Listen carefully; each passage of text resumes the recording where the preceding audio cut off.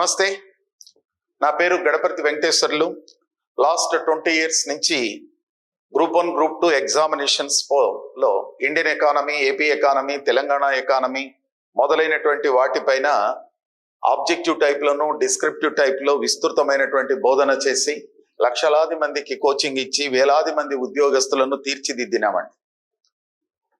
ఈరోజు ప్రధానంగా నేను ఈ వీడియో చేయడానికి కారణం ఏంటంటే 25/2/2024 ఆంధ్రప్రదేశ్ పబ్లిక్ సర్వీస్ కమిషన్ నిర్వహించినటువంటి గ్రూప్ 2 ప్రిలిమినరీ ఎగ్జామినేషన్లో ప్రశ్నల సరళిని పరిశీలిస్తే అభ్యర్థులందరికీ కూడా పగటిపూటనే చుక్కలు కనిపించినాయండి. కారణం ఏమిటి? మొత్తం ఆ ప్రశ్నాపత్రంలో ప్రశ్నల సరళిని మనం పరిశీలిస్తే అక్కడ 4 అంశాలు మనకు స్పష్టంగా బోధన అవుతున్నాయి. ఏమిటి సార్ అది? మొత్తము ప్రశ్నాపత్రాలను ప్రతిదానికి 4 వాక్యాలు ఇచ్చాడు. ఆ 4 వాక్యాల్లో ఒక వాక్యము లేక 2 వాక్యాలు కంటెంట్ బేస్డ్ తో ఉన్నవి. దాన్ని బేసిక్స్ అని కొంతమంది అంటాం, కొంతమంది కాన్సెప్ట్ అంటారు, కొంతమంది కంటెంట్ బేస్డ్ తో ఉన్నాయి. కంటెంట్ బేస్డ్ తో అంటే ఆ కాన్సెప్ట్ యొక్క బేసిక్ తో ఉన్నవి. ఆ కాంటెంట్ యొక్క బేసిక్ అనేది తెలిసి ఉంటేనే నువ్వు ఆన్సర్ చేయగలుగుతావు. రెండవది అప్లికేషన్ ఓరియంటేషన్ లో ఉంది. మూడవది ఆ అంశము నిజ జీవితంలో ఎలా ఉపయోగపడుతుంది అనే విధంగా ప్రశ్నలను సెట్ చేశారు. అందువల్ల ఏపీఎస్సి కానీ టిఎస్పిఎస్సి కానీ గ్రూప్ 2 మెయిన్స్ లో ఎకానమీకి ప్రిపేర్ అవుతున్నటువంటి అభ్యర్థులకు నీకు కొన్ని సలహాలు, సూచనలు ఇస్తానండి. ప్రశ్నలు ఈ విధంగా ఉన్నాయి కాబట్టి ఎకానమీలో, ముఖ్యంగా ఇండియన్ ఎకానమీలో ప్రశ్నలను చదువుకునేటప్పుడు ఆ కాన్సెప్ట్ అంటే ఆ టాపిక్ యొక్క కంటెంట్ చదవాలా, ఆ కంటెంట్ తరువాత అప్లికేషన్ చదవాలా, తరువాత నెక్స్ట్ నిజ జీవితంలో అది ఎలా ఉపయోగపడుతున్నది అనేటువంటి దానికి సంబంధించి చదువుకోవాలా. సో ఆ ప్రశ్నలు అడిగిన విధంగానే జాతీయ ఆదాయంలో ప్రశ్నలు ఎలా రావచ్చు అనే అంశము పైన ఇక్కడ నేను ఒక క్వశ్చన్ ఫ్రేమ్ చేశాను. ఇక్కడ క్వశ్చన్ ఏంటంటే 2023-24లో నిజ స్థూల దేశీయోత్పత్తి సుమారు 171.79 లక్షల కోట్లు అయితే నిజ జీడిపిలో క్రింది వాటిలో దేని యొక్క వాటా సుమారు 60% వరకు కలదు అని క్వశ్చన్ అడుగుతాడండి. క్వశ్చన్ కంటెంట్, క్వశ్చన్ థీమ్ అర్థం చేసుకోండి. 2023-24 ఆర్థిక సంవత్సరంలో నిజ జీడిపి 171.79 లక్షల కోట్లు అయితే నిజ జీడిపిలో క్రింది వాటిలో దేని యొక్క వాటా సుమారు 60% వరకు కలదు అని క్వశ్చన్ అడుగుతాడు. ఈ క్వశ్చన్ మీరు తెలుసుకున్నప్పుడు ఆన్సర్స్ మల్టిపుల్ చాయిస్ ఏమన్నాడు? ప్రైవేట్ అంతిమ వినియోగ వ్యయము, ప్రభుత్వ అంతిమ వినియోగ వ్యయము, స్థూల స్థిర మూలధన సంచయనము, విదేశీ వ్యాపార నికర మొత్తము అని అడిగినాడు. బేసిక్ అర్థమయ్యి కాంటెంట్ అర్థమైనటువంటి వ్యక్తి ఆల్మోస్ట్ ఇమ్మీడియట్ గా ఆన్సర్ ఏం చేస్తాడంటే ప్రైవేట్ అంతిమ వినియోగ వ్యయము అని ఆన్సర్ చేస్తాడండి. కాన్సెప్ట్ తెలిసినటువంటి వ్యక్తి. తెలియనటువంటి వాళ్ళు గందరగోళం పడతారు. అలాంటప్పుడు ఎలా ఉంటుంది? ఇక్కడ మీరు జీడిపి అనేది జీడిపి చూడండి, గ్రాస్ డొమెస్టిక్ ప్రోడక్ట్. జీడిపి అనేది వినియోగమును సూచిస్తుందమ్మా.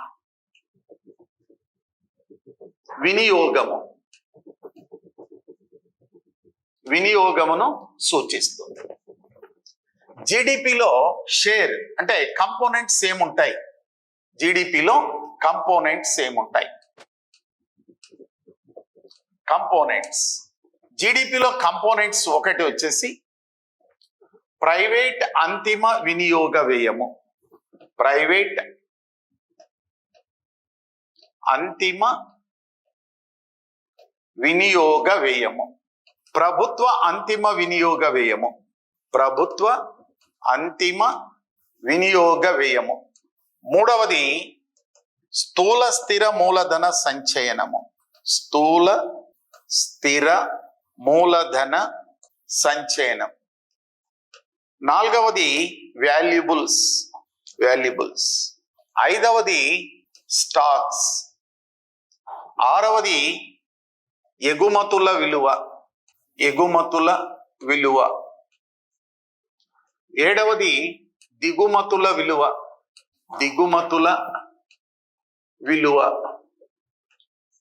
ఎనిమిదవది వచ్చేసి విదేశీ వ్యాపార నికర మొత్తము. విదేశీ వ్యాపార నికర మొత్తము. సో ఈ క్వశ్చన్కి మీరు ఆన్సర్ చేయాలంటే మొదట మీకు తెలియాల్సినటువంటి అంశం ఏమిటంటే స్థూల జాతీయోత్పత్తిలోని కంపోనెంట్స్ ఏమిటి, what are the parts in gross domestic product అనేది తెలియాలి. అయితే స్థూల దేశీయోత్పత్తి దేనిని సూచిస్తుంది? వినియోగమును సూచిస్తుందమ్మా. కన్సంప్షన్ ని సూచిస్తుంది. దెన్ ఎక్స్పెండిచర్ సైడ్ ఉంటుంది. ఎప్పుడు కూడా జిడిపి అనేది ఎక్స్పెండిచర్ సైడ్ ఉంటుంది. ఎక్స్పెండిచర్ ని వినియోగం అని అంటాము. డేర్ ఆస్పిరెంట్స్ చూడండి, మీకు మరింత బాగా అర్థమయ్యేకి ఇక్కడ నేను విషయాన్ని డిస్కషన్ చేశాను. జిడిపి అనేది దేనిని సూచిస్తుంది అంటే వినియోగాన్ని సూచిస్తుంది.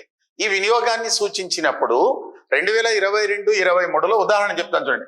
2022-23లో వాస్తవ అంటే నామమాత్రపు జిడిపి 242. నామమాత్రపు జిడిపి 242.79 లక్షల కోట్లు ఉందండి.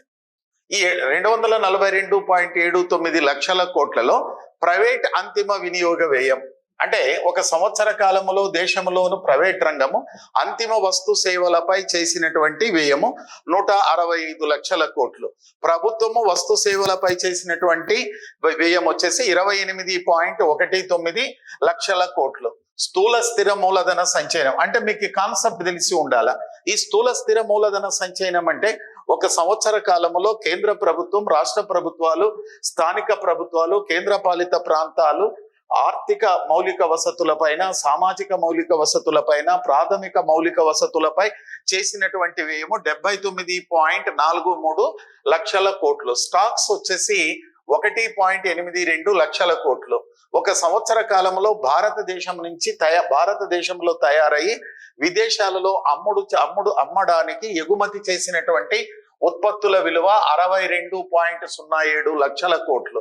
ఒక సంవత్సర కాలంలో విదేశాలలో తయారు చేయబడి భారతదేశంలో పోయిన వస్తు సేవల విలువ 72.3 లక్షల కోట్లండి. ఓకే, ఇది నికర మొత్తం ఏమిటనేది తెలుస్తుంది. మైనస్ ప్లస్ అనేది తీసుకోవాలా. సో ఇదండి దీంట్లో. కాబట్టి జిడిపిని ఎక్స్పెండిచర్ వైపు చూస్తున్నాం కాబట్టి ఎక్స్పెండిచర్ వైపు చూసినప్పుడు ప్రైవేట్ అంతిమ వినియోగ వ్యయము 165 లక్షల కోట్లు ఉంది. అంటే 242.79 లక్షల కోట్లలో 165 లక్షల కోట్లు అంటే సుమారు 60% వరకు దేని విలువ ఉన్నది? ప్రైవేట్ అంతిమ వినియోగ వ్యయం. తర్వాత ఎవరిది ఉన్నది? ప్రభుత్వ అంతిమ వినియోగ వ్యయం ఉన్నది. తర్వాత ఏమిటి? స్థూల స్థిర మూలధన సంచయనము, తర్వాత వాల్యుబుల్స్, తర్వాత స్టాక్స్, తర్వాత ఎగుమతుల విలువ, తర్వాత దిగుమతుల విలువ. ఈ విధంగా నీకు జిడిపి అనేది కాంపోనెంట్ తెలిసి ఉంటే, భాగాలు తెలిసి ఉంటే ఈ క్వశ్చన్ కి సులభంగా ఆన్సర్ చేయగలుగుతావు. చూడండి, క్వశ్చన్ కి రండి. 2023-24లో నిజ జిడిపి 171.79 లక్షల కోట్లు నిజ జిడిపి, వాస్తవ జిడిపి. అయితే నిజ జిడిపిలో క్రింది వాటిలో దేని యొక్క వాటా సుమారు 60% కలదు? ప్రైవేట్ అంతిమ వినియోగ వ్యయం వాటా సుమారు 60% వరకు కలదమ్మా. 60% వరకు ప్రైవేట్ అంతిమ వినియోగ వ్యయం వాటా ఉన్నది. అటు తరువాత నెక్స్ట్ ప్రభుత్వ అంతిమ వినియోగ వ్యయం 10.3% ఉందమ్మా. 10.3% కలదు. స్థూల స్థిర మూలధన సంచయనం 29.2% కలదు. సో ఇది చివరిగా ఇది 1.8% విదేశీ వ్యాపారం. ఓకే, నీకు ఈ విధంగా తెలిసి ఉంటే ఆన్సర్ ఈజీగా చేయగలుగుతావు. అందువల్ల నేను ఏం చెప్తానంటే కాన్సెప్ట్ అనేది చాలా ఇంపార్టెంట్, కంటెంట్ అనేది మోస్ట్ ఇంపార్టెంట్. ఈ కంటెంట్ తెలియాలంటే నీకు ప్రధానంగా ఈ అంశం తెలియాలి. ఏం తెలియాలి? జీడిపి. జీడిపి అంటే ఏమిటి? ఉత్పత్తి, ఎక్స్పెండిచరా? ఉత్పత్తి, ఎక్స్పెండిచర్ అనేది తెలియాలి. నీకేం తెలిసింది ఇక్కడ? ఎక్స్పెండిచర్ అని తెలుసుకోవాలా. మరి జీడిపిలో భాగాలు ఏమిటి? ఆ భాగాల కాన్సెప్ట్ అనేది చాలా ఇంపార్టెంట్. ఆ కాన్సెప్ట్ ఏమిటంటే ప్రైవేట్ అంతిమ వినియోగ వ్యయం, ప్రైవేట్ ఫైనల్ కన్సంప్షన్ ఎక్స్పెండిచర్, ప్రభుత్వ అంతిమ వినియోగ వ్యయం, government final consumption expenditure, gross fixed capital formation. అయితే నీకు ఇక్కడ ఏం తెలియాలి? బేసిక్ అనేది తెలియాలి. స్థూల స్థిర మూలధన సంచయనం అంటే ఏమిటి? దెన్ అలా అయినప్పుడు నీకేం తెలియాలంటే మూలధన సంచయనం.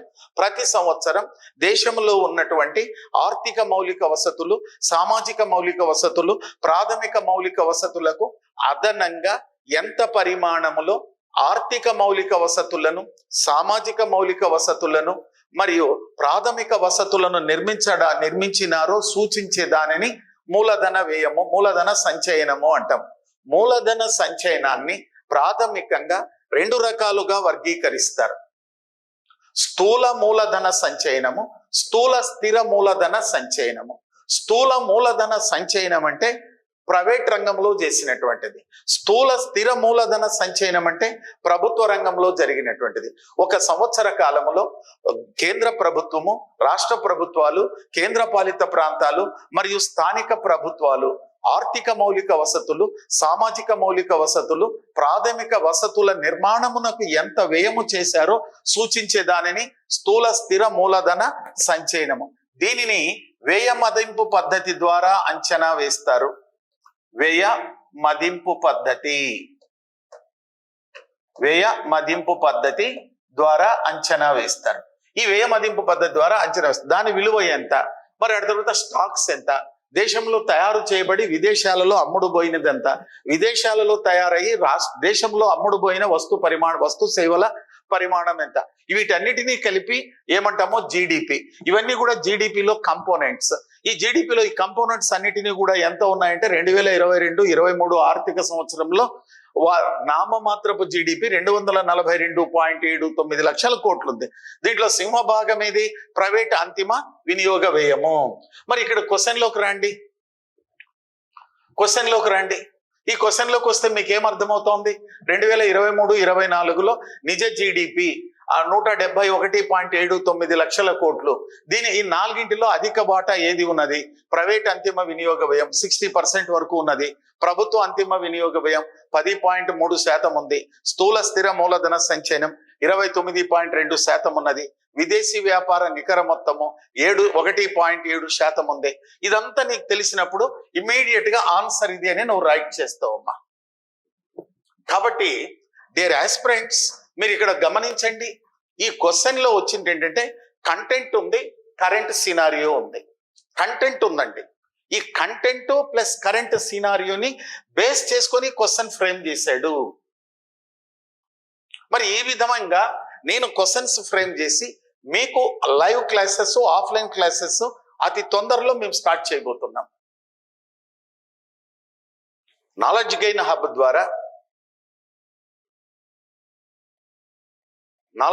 హబ్ ద్వారా ఎల్లుండి నుంచి లైవ్ క్లాసెస్, నేషనల్ ఇన్కమ్ పైన లైవ్ క్లాస్ అనేది స్టార్ట్ చేస్తున్నాం.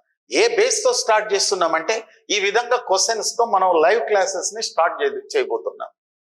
మరి ఈ విధంగా కంటెంట్, కరెంట్ సినారియో ఈ రెండు తెలిసి ఉంటేనే నీకు ఇది ఆన్సర్ చేయగలుగుతావు. నెక్స్ట్ క్వశ్చన్ చూడండి. ఇంకో క్వశ్చన్ చూడండి. ఓకే డియర్ ఆస్పిరెంట్స్, ఈ క్వశ్చన్ చూడండి. ఈ క్వశ్చన్ చూడండి. జాతీయ ఆదాయ అంచనాలకు సంబంధించి సరి అయిన వాక్యమేది? రైట్. జాతీయ ఆదాయములో ద్రవ్యోల్బణ ప్రతిద్రవ్యోల్బణ ప్రభావమును తొలగించడానికి ఆధార సంవత్సరపు ధరలతో అంచనా వేయుచున్నారు. ఇది ఒక స్టేట్మెంట్. వర్తమాన సంవత్సరపు ధరలలోని జాతీయ ఆదాయమును నిజ జాతీయ ఆదాయము అంటారు. Second statement. 2011-12 ఆధార సంవత్సరపు శ్రేణుల ప్రకారం జాతీయ ఆదాయమును అంతర్జాతీయ ప్రమాణాలకు అనుగుణముగా అంచనా వేయుచున్నారు. జీవీఏ ద్వారా ఆర్థిక వ్యవస్థ ఉత్పాదక సామర్థ్యమును రంగాల వారీగా ఉత్పత్తిని సూచిస్తుంది. రైట్, 4 స్టేట్మెంట్స్ ఉన్నాయి. ఈ 4 స్టేట్మెంట్స్ లో ఏ వాక్యములు జాతీయ ఆదాయమునకు సంబంధించి సరి అయిన వాక్యములు అనేది మనం పరిశీలించాలి. జాతీయ ఆదాయములో ద్రవ్యోల్బణ ప్రతిద్రవ్యోల్బణ ధోరణుల ప్రభావమును తొలగించడానికి ఆధార సంవత్సరపు ధరలలో అంచనా వేయుచున్నారు. భారతదేశంలో కేంద్ర గణాంక సంస్థ NSO కేంద్ర గణాంక కార్యాలయము జాతీయ ఆదాయమును వర్తమాన సంవత్సరపు మార్కెట్ ధరలలో అంచనా వేయుచున్నది. వర్తమాన సంవత్సరపు మార్కెట్ ధరలలోని జాతీయ ఆదాయములో ద్రవ్యోల్బణ ప్రభావము గాని ప్రతిద్రవ్యోల్బణ ప్రభావము కాని ఉంటుంది. అందువల్ల వర్తమాన సంవత్సరపు ధరలలోని జాతీయ ఆదాయములో ధరల పెరుగుదల ప్రభావమును కాని ధరల తగ్గుదల ప్రభావమును కాని తొలగించడానికి జాతీయ ఆదాయ నేషనల్ స్టాటిస్టికల్ ఆఫీస్ జాతీయ గణాంక కార్యాలయము ఆధార సంవత్సరపు ధరలలో జాతీయ ఆదాయమును అంచనా వేయుచున్నది. ఇది content. It's a right answer. ఇది కంటెంట్ అండి. ఈ స్టేట్మెంట్ అనేది కంటెంట్, సిద్ధాంతం. జాతీయ ఆదాయ సిద్ధాంతము ప్రకారము జాతీయ ఆదాయమును వర్తమాన సంవత్సరపు మార్కెట్ ధరలలో అంచనా వేయుచున్నారు. వర్తమాన సంవత్సరపు మార్కెట్ ధరలలో ధరల పెరుగుదల ప్రభావము కానీ ధరల తగ్గుదల ప్రభావము కానీ ఉంటుంది. కనుక వర్తమాన సంవత్సరపు ధరలలోని జాతీయ ఆదాయములో ద్రవ్యోల్బణ ప్రతిద్రవ్యోల్బణ ప్రభావమును తొలగించడానికి ఆధార సంవత్సరపును ఎంపిక చేసుకొని ఆధార సంవత్సరపు ధరలలో జాతీయ ఆదాయమును అంచనా వేయుచున్నారని సిద్ధాంతం చెప్తుంది. ఆ సిద్ధాంతాన్ని మనము పాటిస్తున్నాము. కాబట్టి it is the content based concept, సిద్ధాంతానికి సంబంధించినటువంటి statement and it's the right answer. వర్తమాన సంవత్సరపు ధరలలోని జాతీయ ఆదాయమును నిజ జాతీయ ఆదాయము అంటారు. ఓకే, నిజ జాతీయ ఆదాయం అంటే ఉత్పత్తిలోని పెరుగుదలను సూచించే దానిని, ఉత్పత్తి రూపములో చెప్పే దానిని నిజ జాతీయ ఆదాయం అంటారు. వాస్తవ నామమాత్రపు జాతీయ ఆదాయం అంటే ఉత్పత్తిలోని పెరుగుదల ద్రవ్యోల్బణ ప్రభావాన్ని సూచించేదాన్ని నామమాత్రపు జాతీయ ఆదాయం అంటారు. కాబట్టి వర్తమాన సంవత్సరపు ధరలలోని జాతీయ ఆదాయమును నామమాత్రపు జాతీయ ఆదాయం అంటారు. ఇక్కడ స్టేట్మెంట్ ఏమిటి? వర్తమాన సంవత్సరపు ధరలలోని జాతీయ ఆదాయమును నిజ జాతీయ ఆదాయము అంటారు. ఇక్కడ ఈ స్టేట్మెంట్, ఈ పాయింట్ ఒక్కటి తప్పు, ఇది తప్పు. ఇక్కడ ఏమంటారంటే వాస్తవంగా నామమాత్రం అంటారు. కాబట్టి ఇది content based statement. It is also ఇది రాంగ్. రైట్. 2011-12 ఆధార సంవత్సరపు శ్రేణుల ప్రకారం జాతీయ ఆదాయమును అంతర్జాతీయ ప్రమాణాలకు అనుగుణముగా అంచనా వేయుచున్నారు. 2015లో CSO జాతీయ ఆదాయమును అంచనా వేయడానికి శ్రేణులను సవరించి 2011-12ను ఆధార సంవత్సరముగా తీసుకున్నది.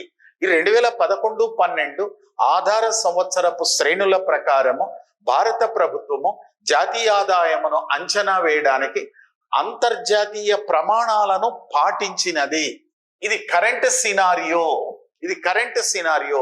ప్రస్తుతం భారతదేశంలో NSO లేక CSO జాతీయ ఆదాయమును ఏ విధంగా అంచనా వేయుచున్నారు అనేది సూచిస్తుందండి.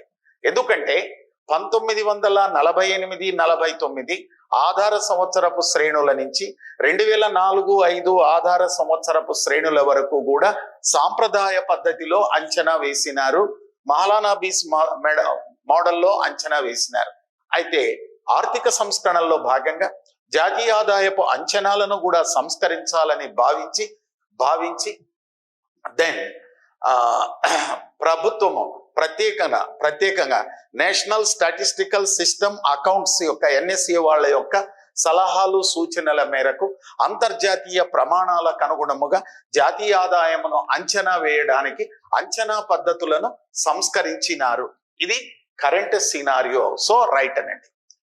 GVA ద్వారా ఉత్పాదక సామర్థ్యమును GVA ద్వారా ఆర్థిక వ్యవస్థ యొక్క ఉత్పాదక సామర్థ్యమును రంగాల వారీగా సూచిస్తుంది. సో ఆర్థిక సంస్కరణలో భాగంగా ఉత్పత్తి పరిమాణమును కూడా ఒక సంవత్సర కాలములో దేశ భౌగోళిక సరిహద్దులలో ఉత్పత్తి అయిన వస్తూత్పత్తి పరిమాణమును సూచించడానికి GVAని ఎంపిక చేసుకున్నారు. కలుపబడిన స్థూల విలువను ఎంపిక చేసుకున్నారు. ఈ కలుపబడిన స్థూల విలువ అనేది ఉత్పత్తిని సూచిస్తుంది. ఈ ఉత్పత్తి అనేది ఒక సంవత్సర కాలంలో రంగాల వారీగా ఎంత ఉత్పత్తి అయినది సూచిస్తుంది. ఎందుకంటే ఆర్థిక వ్యవస్థ యొక్క ఉత్పాదక సామర్థ్యమును రంగాల వారీగా సూచించడానికి GVA గ్రాస్ వాల్యూ యాడెడ్ కలుపబడిన స్థూల విలువ అనే భావనను ఉపయోగించినారు. అందువల్ల ఇక్కడ ఇది కూడా కరెంట్ సినారియో. Okay right. ఈ 4 స్టేట్మెంట్లలో 2 స్టేట్మెంట్లు కంటెంట్ బేస్డ్ ఉన్నాయి, 2 స్టేట్మెంట్లు కరెంట్ సినారియో బేస్ లో ఉన్నాయి. 2 కరెంట్ సినారియో అంటాం లేక సంస్కరణలు అని అంటాం. దీని ఆధారంగా ఉన్నాయి కనుక ఈ 4 స్టేట్మెంట్లలో ఎన్ని స్టేట్మెంట్స్ సరి అయినటువంటివి? A correct, C correct, D correct. Answer is ACD. మరి ఎప్పుడు నీవు ఆన్సర్ చేయగలుగుతావు? నీకు కంటెంట్ తెలిసి ఉండాలి, రిఫార్మ్స్ తెలిసి ఉండాలి, కరెంట్ సినారియో తెలిసి ఉండాలి. అప్పుడే దీనికి ఆన్సర్ చేయగలుగుతాం.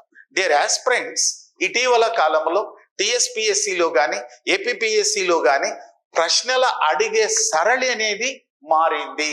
ఈ మారిన సరళికి అనుగుణంగా నీవు ప్రిపేర్ అయినావు అనుకోండి, తప్పనిసరిగా 1 ఉద్యోగం కాదు, 2 ఉద్యోగాలు కాదు, 3 ఉద్యోగాలు వస్తాయండి.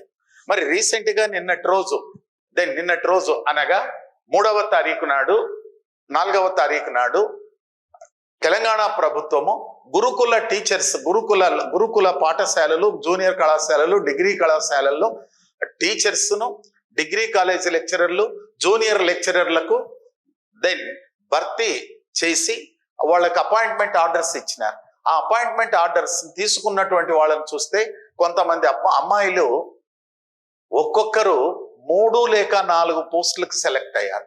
వాళ్ళ మనోభావాలను అడిగితే మీరు ఎలా ప్రిపేర్ అయ్యారు అని అడిగితే మేము కంటెంట్ బేస్తో ప్రిపేర్ అయినాము, ప్రతి అంశాన్ని క్షుణ్ణంగా పరిశీలించినాము, 2014-15 నుంచి నిరంతరమైనటువంటి శ్రమ చేసినాము, కంటెంట్ బేస్తో తీసుకున్నాం, కరెంట్ సినారీతో మేము అప్లై చేసుకున్నాం, నిజ జీవితంలో అది ఎలా ఉపయోగపడుతుందో నోట్స్లు తయారు చేసుకున్నాం, ప్రామాణికమైనటువంటి పుస్తకాలు తీసుకున్నాం, అనుభవజ్ఞులైనటువంటి అధ్యాపకుల ద్వారా సలహాలు సూచనలు తీసుకున్నాం, అవసరమైతే కోచింగ్లకు వెళ్ళి తీసుకున్నాము అని చెప్తున్నారండి.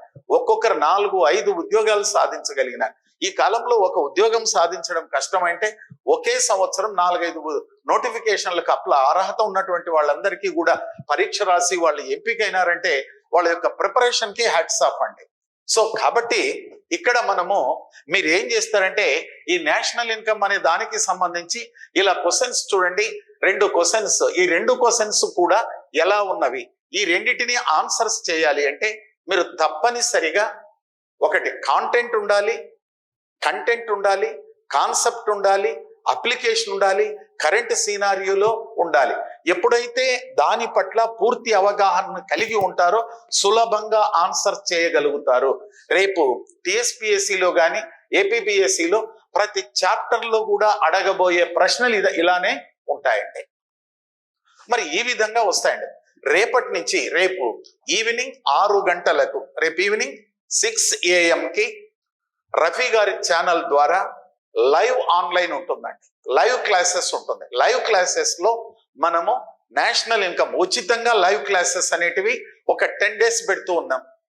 అంటే కాన్సెప్ట్ల పైన అవగాహన అనేది చాలా ఇంపార్టెంట్. ఈరోజు APPSCలో జరిగిన Group 2 ఎగ్జామినేషన్ లో ప్రశ్నల సరళిని పరిశీలిస్తే మొత్తం అభ్యర్థులంతా కూడా గందరగోళంలో కయాటిక్స్ లో ఉన్నారండి. ఒక అనిశ్చితమైనటువంటి వాతావరణం అనేది ఏర్పడింది. ఎలా ప్రిపేర్ కావాలా, ఏమిటి, మేము సక్సెస్ అవుతామా కాదా అని మీ అందరికీ కూడా ఒక మార్గదర్శకాన్ని సూచించడానికి రఫీ గారి సారథ్యంలో మేము అనుభవం ఉన్నటువంటి అధ్యాపకులమంతా కలిసి ఒక అవేర్నెస్ ప్రోగ్రామ్ గా ఒక లైవ్ ప్రోగ్రామ్ అనేది స్టార్ట్ చేస్తున్నామండి. ఈరోజు దాంట్లో భాగంగానే మీ అందరికీ తెలియచేయాలనే ఉద్దేశంతోనే నేషనల్ ఇన్కమ్ లో ఎలా ప్రశ్నలు వస్తాయి, ఈ ప్రశ్నలు ఎలా ఆన్సర్స్ చేయాలా, ఏది ఆన్సరు ఏది కాదు, మరి దీనికి ఎలా ప్రిపేర్ కావాలా అనేటువంటి విషయం పైన నేను ఇక్కడ కొన్ని ఎగ్జాంపుల్స్ తీసుకొని చెప్పానండి. ఒక 2 ఎగ్జాంపుల్స్ ఉన్నాయి. ఇవి నేను ఫ్రేమ్ చేసినటువంటి క్వశ్చన్సే. ఇక్కడ నేను ఎక్కడా కాపీరైట్ చేయలేదు. ఈ క్వశ్చన్స్ కూడా నేను సొంతంగా ఇప్పుడు స్పాట్ ఫ్రేమ్ చేసేసాను. ఎందుకంటే కంటెంట్ ఉన్నటువంటి ఫ్యాకల్టీ, కాన్సెప్ట్ ఉన్నటువంటి ఫ్యాకల్టీ, అనుభవజ్ఞులు మొదలైనటువంటి వారి క్లాసెస్ వింటేనే మీకు బెనిఫిట్ ఉంటుంది. అందువల్ల ఒక అవేర్నెస్ క్రియేట్ చేయడానికి కోసం మేము రేపటి నుంచి ప్రతిరోజు 6 గంటల నుంచి 7:30 గంటల వరకు 1.5 అవర్ టైం వచ్చేసి లైవ్ క్లాసెస్. రేపటి రోజు నేను నేషనల్ ఇన్కమ్ గురించి మాట్లాడతాను. కరెంట్ సినారియో ఎలా ఉంది ఏమిటి, రేపు నేషనల్ ఇన్కమ్ లో ఒక 5 బిట్లు నేను ఫ్రేమ్ చేసి మీ దగ్గర డిస్కషన్ చేసి వాటిని ఎలా చదువుకోవాలా ఏమిటి, ప్రతిరోజు ఒక టాపిక్ గురించి రేపటి నుంచి రఫీ గారి ఛానల్లోను మరి నాలెడ్జ్ గెయిన్ హబ్ లోను గడపర్తి డిజిటల్ ఆన్లైన్ లోను ఈ లైవ్ క్లాసెస్ అనేటివి ఉంటాయండి. Okay, thank you an and all.